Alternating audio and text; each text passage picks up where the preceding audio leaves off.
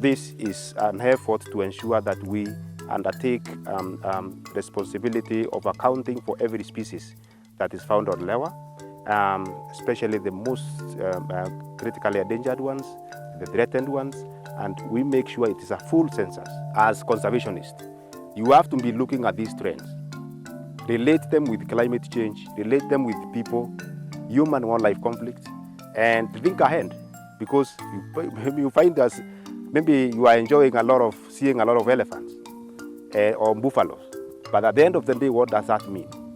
If you are in an enclosed ecosystem, the population will have to figure it out one way or the other. And who are they going to meet outside? The farms, retaliatory attacks, bite rise. So you think ahead, open new corridors, connect your conservancy with others,